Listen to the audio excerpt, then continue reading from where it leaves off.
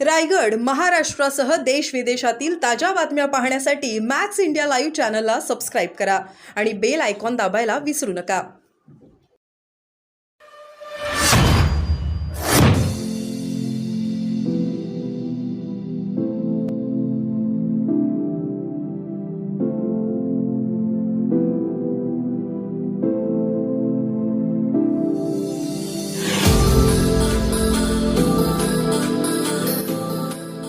मतदारसंघ पुढे येत आहेत, तेच आमदार त्या ठिकाणी सर्वात जास्ती नोंदणी करतायत. त्यामुळे एका बाजूला तुम्ही या योजनेवर टीका करताय, दुसऱ्या बाजूला तुमच्याच मतदारसंघामध्ये तुम्ही तुमचे फोटो लावून या योजनेचा कॅम्प करताय, जी योजना महायुतीच्या सरकारची आहे. एका बाजूला तुम्ही ह्या योजनेवर टीका करत असताना झारखंडमध्ये कोणाचं सरकार आहे हे आपल्याला सगळ्यांना माहिती आहे. मग ती योजना त्यांनी कशी आणली?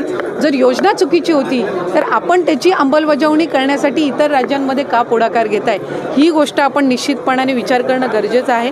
या योजनेला उदंड प्रतिसाद मिळतोय. ज्या वेळेला राज्यातील 1.5-2 कोटी महिला ह्या रजिस्ट्रेशन करतायत, त्यावेळेला त्यांनाही माहिती आहे की ही योजना सगळ्यांपर्यंत पोहोचली आहे, त्याला प्रतिसाद मिळतोय आणि म्हणून कुठे ना कुठेतरी सुरुवातीपासून याच्यावर टीका करण्याचं काम होत आहे. राष्ट्रवादीच्या सगळ्याच कार्यक्रमांमध्ये या योजनेचं जिथे नाव आहे तिथे मुख्यमंत्र्यांचं नाव वगळलं आहे. किती आतापर्यंत महिलांना याचा लाभ मिळाला आहे, तर उत्तर देण्यात आलं ही प्रक्रिया सुरू आहे. कुठेतरी बजेट न देताच ही योजना लागू कशी केली असं विरोधकांचं म्हणणं. माझं आपल्याला स्पष्टपणाने या ठिकाणी सांगणं आहे, माझ्यापेक्षा अनेक इथं उपस्थित असणारे तुम्ही पत्रकार आहात, जास्त अनुभवी आहात, तुम्ही अनेकदा बजेट कव्हर केलेलं आहे.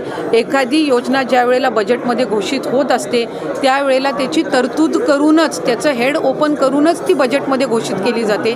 ती अशी रँडमली कधीही बजेटमध्ये घोषित केली जात नसते. त्याच्यावर मंत्रिमंडळाचा निर्णय होत असतो. ज्या वेळेला ती मंत्रिमंडळापर्यंत येते त्यावेळेला ती तरतुदीसहितच किती उपलब्धता आहे या सगळ्या फॉर्मॅलिटीज ही प्रक्रिया पूर्ण करूनच ती मंत्रिमंडळामध्ये सादर केली जाते. ती सभागृहामध्ये बजेटमध्ये अनाऊन्स केली जाते. त्याच्यामुळे 43,000 कोटीचं वार्षिक याला लागणारी जी तरतूद आहे ती त्या ठिकाणी अर्थ व नियोजन विभागाने उपलब्ध करून देण्याच्या दृष्टिकोनातूनच ही योजना घोषित केलेली आहे. ज्या वेळेला राज्याचं अर्थसंकल्प मांडलं जातं त्यावेळेला या सगळ्या गोष्टींचा विचार करूनच ते मांडलं जातं. पहिल्या टप्प्यामध्ये 10,000 कोटी हे विभागाकडे वितरित झाले. 35,000 कोटीची तरतूद ही अर्थ व नियोजन विभागाने ठेवलेली आहे. त्याच्यामुळे या योजनेचा लाभ हा प्रत्येक लाभार्थ्यांपर्यंत पोहोचणार आहे आणि त्या संदर्भामध्ये कुठलीही शंका कुठल्याही लाभार्थ्याच्या मनामध्ये असू नये. हिंदी में जानना चाहेंगे आपकी मिनिस्ट्री की तरफ से आंकड़े अब तक क्या सामने आए हैं स्कीम्स को लेकर? तकरीबन 1 CR से ज़्यादा 1.4 बजेट हा 43,000 कोटी आहे.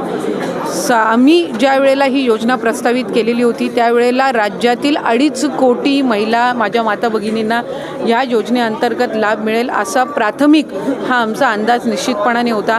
आज तगत आमच्याकडे 1,40,00,000 पेक्षा जास्ती अर्ज हे प्राप्त झालेले आहेत विभागाकडे आणि ज्या स्थानिक सगळ्या शासकीय यंत्रणा आहेत यांनी त्याची स्क्रुटिनी छाननीसुद्धा सुरू केलेली आहे. त्याच्यामुळे ती छाननीची प्रक्रियासुद्धा पुढच्या 8-10 दिवसातच पूर्ण होणार आहे. कारण आम्हाला रक्षाबंधनच्या पूर्वसंध्येला पहिला जो त्या ठिकाणी लाभ आहे तो सन्मान निधी त्या माता भगिनींच्या अकाउंटला डिरेक्ट DBT हा करायचा आहे. माझी आपल्या माध्यमातून राज्यातील सर्व माता भगिनींना मला आश्वासित करायचं आहे की याला लागणारी संपूर्ण तरतूद ही राज्य सरकारने केलेली आहे. अर्थ विभागाने या संदर्भामध्ये कुठलाही कधीही आक्षेप घेतलेला नाही. पहिल्या टप्प्यामध्ये लागणारा जो निधी आहे साधारणपणे या वर्षाला लागणारा जो निधी आहे याची तरतूद ही अर्थ विभागाने निश्चितपणाने केलेली आहे. त्यामुळे कुठल्याही पद्धतीची चिंता नसावी. या उलट मी आपल्या माध्यमातून सांगेन की आम्ही ज्या वेळेला विभाग म्हणून ही योजना प्रस्तावित केलेली होती त्यावेळेला आम्ही 21 ते 60 हा वयोगट प्रस्तावित केला होता. त्याच्यावर ज्या वेळेला अर्थ व नियोजन मंत्री अजितदादांकडे बैठक झाली त्यावेळेला त्यांनी हा 60वरून 65 करावा अशा सूचना या त्यांनी दिल्या आणि 60 आणि 65 या वयोगटातील जर लाभार्थ्यांची आम्ही संख्या काढली तर ती साधारणपणे 14.5 लाख होते. त्याच्यामुळे उलट त्यांच्या सूचनेनुसार 14.5 लाख लाभार्थ्यांची संख्या वाढली, ती कमी झालेली नाही आणि कुठलाही आक्षेप कधी घेतला गेलेला नाही. जी तरतूद केली जावी ती निश्चितपणाने केली गेलेली आहे. आरोप करत आहेत की या योजनेमुळे इतर सगळ्या योजना बंद पडतील, शेतकऱ्यांना कर्जमाफी द्यायची ती पण केवळ या योजनेच्या प्रसिद्धीमुळे किंवा या योजनेसाठी म्हणून सरकार इतर योजनांकडे डोळे झाकतं. जर खऱ्या अर्थानं विरोधकांना शेतकऱ्यांना कर्जमाफी द्यायची इच्छा असती तर ती त्यांनी त्यांच्या पदाच्या कार्यकाळामध्ये पण दिली असती. आज मुख्यमंत्री माझी लाडकी बहीण योजना असेल, आज मुख्यमंत्री अन्नपूर्णा योजना असेल, युवा प्रशिक्षण योजना असेल, किंवा आज शेतकऱ्यांना जी वीज सवलत मिळणार आहे, किंवा त्यांना ज्या इतर पीक विमा योजना आहे, 1 रुपयामध्ये पीक विमा, यालासुद्धा उदंड असा प्रतिसाद मिळत आहे.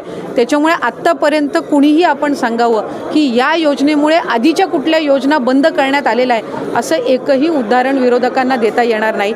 संजय गांधी निराधार योजना असेल, तुमची वयोश्री योजना असेल, ह्या सगळ्या आधीसारख्या कार्यरत आहेत. त्याच्यामुळे कुठलीही प्रचलित योजना किंवा चालू असणारी योजना बंद करून ही योजना राबवण्यात आलेली नाही आहे. उलट ज्या दिवसापासून ही योजना घोषित करण्यात आली तेव्हापासून याच्यावर विरोधकांनीच जास्तीत जास्त आक्रमण केले. पण सर्वात जास्ती नोंदणी करायला सुद्धा त्यांचेच मतदारसंघ पुढे येत आहेत. तेच आमदार त्या ठिकाणी सर्वात जास्ती नोंदणी करतायत. त्यामुळे एका बाजूला तुम्ही या योजनेवर टीका करताय, दुसऱ्या बाजूला तुमच्याच मतदारसंघात